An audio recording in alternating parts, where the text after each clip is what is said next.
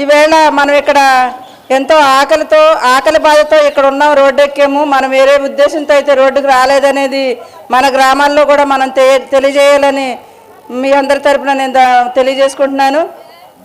ఎందుకంటే మనం యాప్లు చేయలేని వాళ్ళు అయితే కాదు, మనకి అక్షరాలు రాలేదు, ఏమీ రాలేదు అనేది అంత బోటకమైన మాటలు. కాబట్టి మనం ఎన్ని యాప్లైనా ఇస్తాం, మన కడుపు నిండితే మనం ఎన్ని యాప్లైనా చేయగలము, ఎంత పనైనా చేయగలము.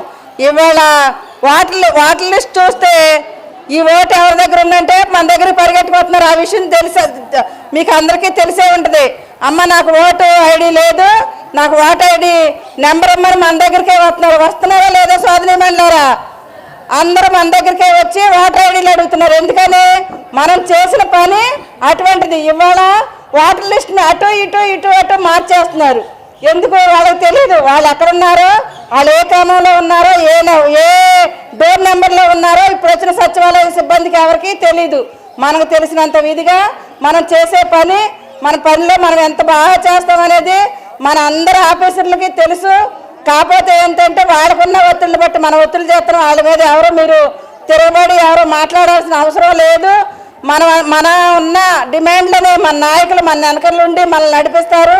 ఆ డిమాండ్లన్నింటినీ సాధించుకునే వరకు, ఆ డిమాండ్ల సాధన కొరకు మనం అందరం శ్రమొచ్చి కష్టపడి మనం సాధించుకుందామని ఈ సభాముఖంగా మరొకసారి మన నాయకుల తరఫున తెలియజేసుకుంటున్నాము. ఎందుకంటే వాళ్ళు మనల్ని రండి అంటే మనం ఇంకా వెనక్కి వెళ్ళేవాళ్ళం.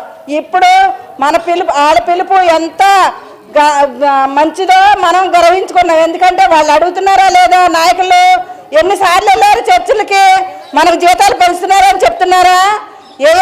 చిన్న కోరికలు అయితే తీరుస్తానంటున్నారు. కానీ మన కడుపు కోసం, మన అన్నం కోసం మనం అడుగుతుంటే ఆ చిన్న కోరికల్లో తీర్చలేకపోతున్నారు. ఎందుకని? మనకు పెంచితే మనకు పెంచాయి, వాళ్ళకి తక్కువైపోతున్నాయంట. కాబట్టి మన కోరికలు తీరే వరకు మనం ఈ సమ్మెలను విరమించేది లేదు. మన డిమాండ్ని ఖచ్చితంగా ఆమోదించే వరకు మన నాయకులు మన కోసం పోరాడతారు.